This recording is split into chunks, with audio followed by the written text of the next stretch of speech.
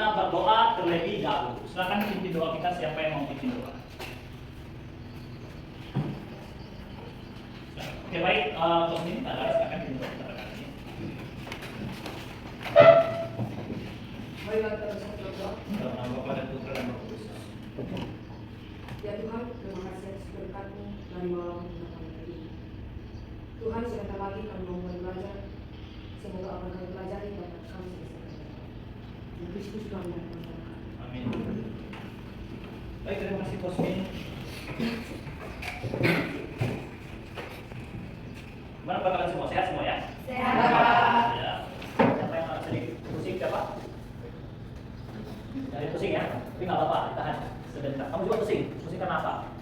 Salah Pak. Ini kepala bukan sakit yang lain kan? Yang lain. Yang belum hadir pada pembelajaran pada pagi ini siapa? Banyak Pak. Banyak yang nggak hadir ya? Baik. Suci sakit. Berarti Imelda hadir ya? Yang kelas 8B. Jadi hadir ya? Terus siapa menang? Oke, baik. Suci sakit ya? Berarti yang lain bisa dikatakan absen. Tanpa kenapa keterangan ya?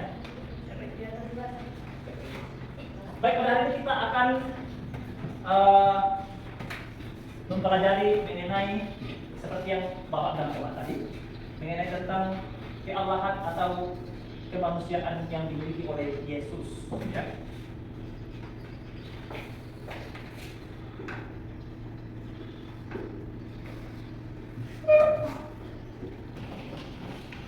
Lalu apa yang mau diharapkan dalam pembelajaran ini? Ya, Andre Hamid, apa yang mau diharapkan dalam pembelajaran ini? Tujuan kita apa? Kenapa kita harus belajar mengenai Yesus Kristus Sumber Allah dan Sumber Manusia? Pertama perlu kita perhatikan ya, itu kalian dikasih pengetahuan dengan penjelasan ya, beberapa penjelasan saya itu kalian dengan mengetahui sifat-sifat keallahan Yesus, sifat-sifat yang dimiliki Yesus, baik itu Allahnya ataupun bentuk manusianya, itu kalian dapat menjadikan Yesus sebagai contoh dalam kehidupan sehari-hari. Contoh dalam hal apa? Hah?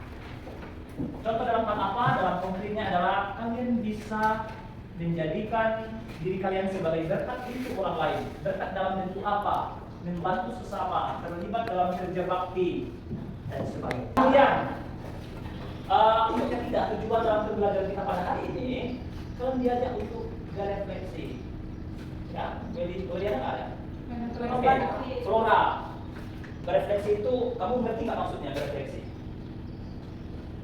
Saya belum mengerti. Baik, berefleksi itu merenungkan ya, merenungkan filosofi dari pembelajaran kita pada hari ini.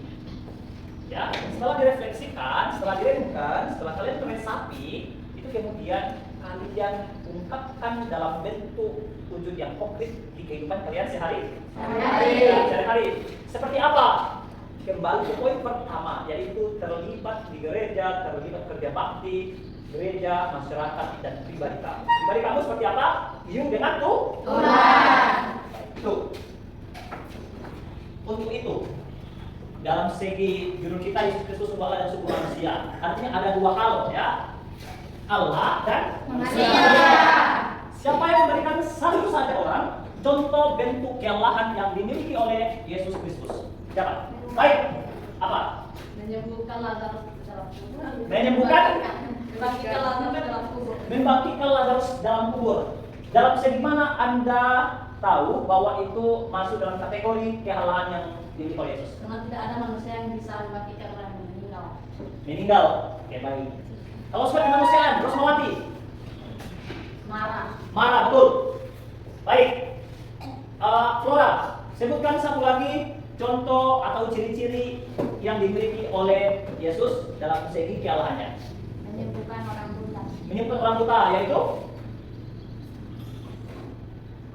Bartimeus.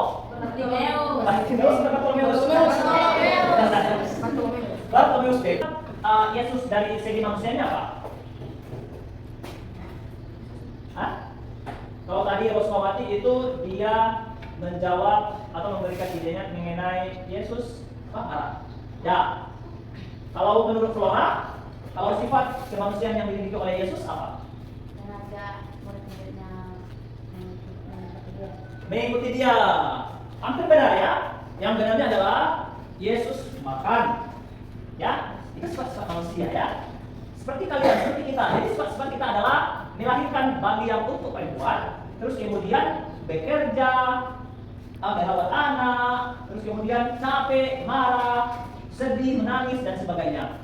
Jadi peristiwa dalam konteks Yesus Kristus sumber Allah dan sumber manusia dapat kita lihat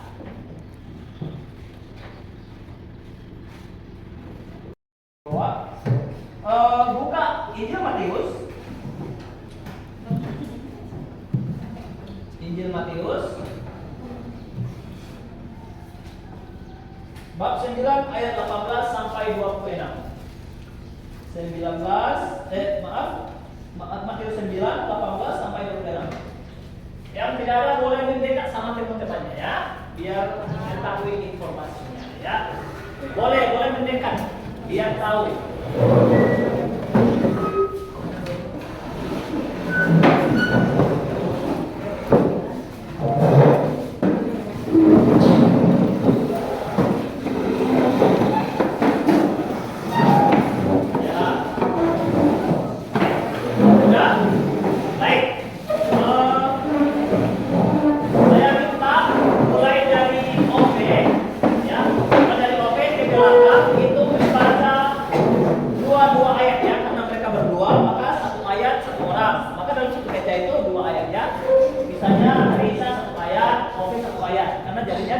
Dua ayat. Demikian seterusnya ya.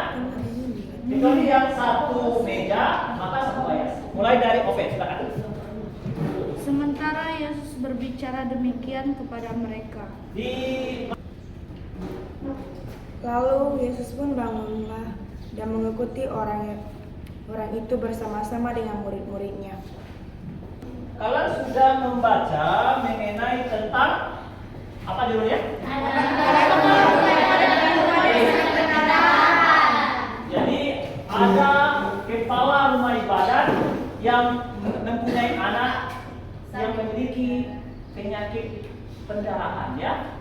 Itu penyakit yang luar biasa ya pada saat itu. Karena pada saat itu belum ada dokter, belum ada bidan, belum ada perawat ya, tidak ada tabib, ada sistem tabib ya.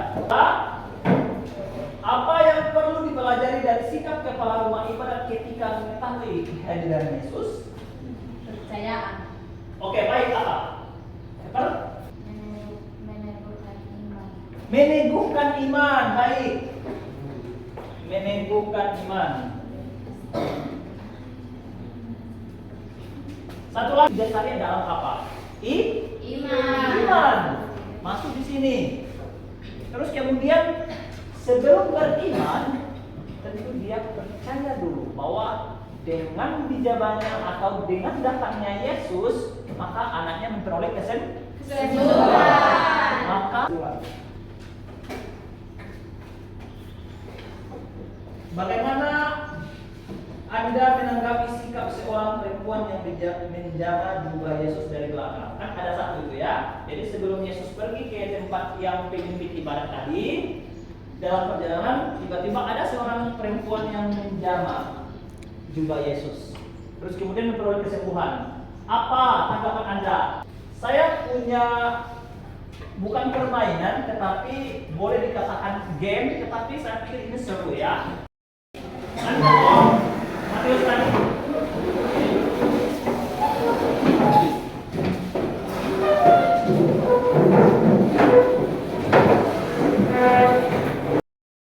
Doang, ya. Jadi tidak semua orang pendapat. Dan ini ada linknya ya.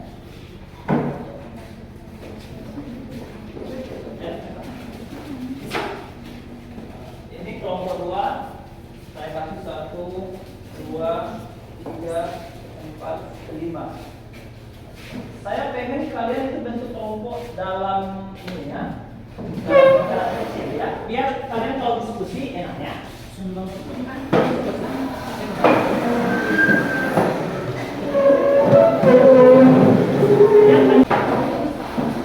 Baik, ada 5 saya kasih, jangan disoleh dulu, biarkan kayak gitu dia ya, jangan disoleh dulu. Perhatikan ya, perhatikan.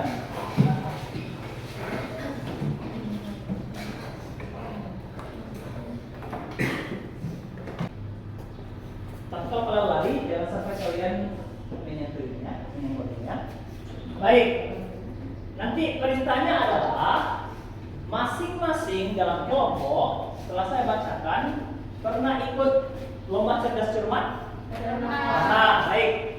Kalau pernah kan masih tahu ya. Kalau setelah saya bacakan, misalnya siapa nama Yesus? Tuliskan nama yang orang pertama yang mengunjungi kuburan Yesus pada pagi hari. Maka ya kalian tulis di sana ya, di kertas itu ya. Misalnya kemanusiaan Yesus, Allah naik ke surga. Allah masuk ke surga, terus langsung tempelkan di sini ya. Kelompok 2. Kelompok 1, kalau menurutnya yang ke-13 saat Veronica mengusap wajahnya. Jadi ditulis di sana Yesus jatuh ketiga kalinya dan Veronica menyapu wajah Yesus. Sudah? Sudah semuanya ditulis? Baik. Silakan tempelkan di bagian mana saja ia masuk dalam kategorinya. Ya. Jadi satu-satu itu ya, ada beberapa yang saya bacakan. Satu-satu ya. Makanya saya kasih 5. Jadi satu-satu. Oke. Satu-satu. Silakan ditulis santai aja. Tapi kalau nanti tempelnya, itu nanti saya akan hitungannya ya. Silakan tulis. Satu-satu. Maka jangan lupa lagi kalian. Sudah? Ditulis satu-satu. Terus kemudian nanti ditempel. Sudah, ayo. Satu-satu. Misalnya begini ya. Ini. Sudah? Oke, udah? Masih di sana. Oke, baik. Waktunya hanya 2 detik, terus kemudian langsung kita sama dia, langsung pergi dia ke sana. Ya? Oke? Baik, Pak. Oke, baik. Kita mulai ya. Kita kasih dulu contohnya. Ini contoh dulu. Saya kasih contoh. Jangan ambil jawaban kalian benar-benar. Baik, ada kelompok 1 dan kelompok 2. Kalian lihat di kelompok 1. Kalian lihat di kelompok 1. Dengan semangat, senyum yang lebar, kalian menyanyi dengan tepuk tangan. Oke, silakan dipimpin oleh apa namanya? Oke, Felicitas, pimpin teman-teman untuk yang tepuk salut.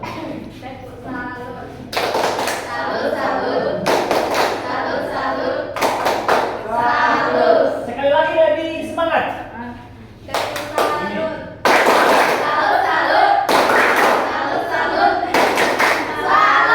Oke, kita bersama. Kita akan menonton sebuah video animasi mengenai Yesus itu sungguh mencintai kita, ya. Baik, Tasmin bantu untuk menyapu ya.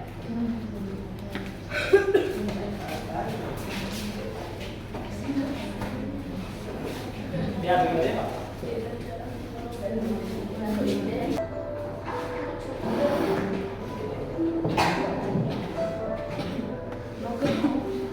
Menedit 55 detik video yang telah kalian saksikan ya. Saya tidak perlu untuk bertanya sama kalian, tapi kita renungkan hari ini. Kita refleksikan menjadi bahan untuk kita keluar ya, untuk bahan kita keluar. Pertama, karena tujuan kita mempelajari ini adalah untuk memahami dari segi pengetahuannya. Kalian sudah memahami bagaimana sifat dan kealahan Yesus, apa itu sifat-sifatnya yang dimilikinya, ya. Terus kemudian bagaimana bentuk dosa manusia yang pertama, kemudian pengusiran manusia pertama dari Taman Eden, dan kemudian turun dalam sifat-sifat kemanusiaan atau kealahan Yesus. Lalu tiba saatnya kita menonton mengenai cinta atau kasih, ya. digambarkan di sana ada sebuah keluarga, ya, dia di komunitas sekolah, ya, dia di sekolah, kemudian banyak hal seperti yang kami saksikan, dia memiliki kepribadian yang lain, teman-temannya memiliki kepribadian yang lain, seperti ada tembok yang memisahkan mereka, meskipun mereka seperti kalian, ya, seperti kalian ini dekat, tetapi ada tembok yang memisahkan kalian, tidak menyapa satu sama lain, tidak saling membantu satu sama lain, tidak menolong satu sama lain, memisahkan kalian. Tetapi apa yang perlu kita pelajari? Cinta seorang teman, cinta dari ayah, cinta dari ibu, cinta mengalahkan segalanya, ya. Jadi itu bahan refleksi kita.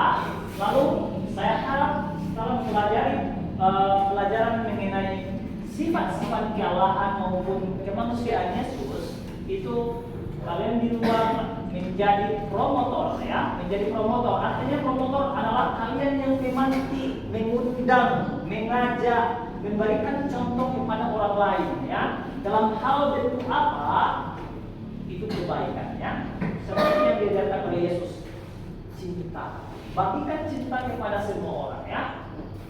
Paham semua? Baik. Pelajaran kita pada hari ini cukup sampai di sini. Kalau nanti ada pertanyaan atau ada hal-hal yang lain, boleh disampaikan nanti pada pelajaran berikutnya. Baik, untuk menutup pelajaran kita pada hari ini, yang mau pimpin doa kita siapa? Baik, Lukas Kelola, terima kasih. Yang lain silakan siapkan diri. Kita berdoa untuk doa kita.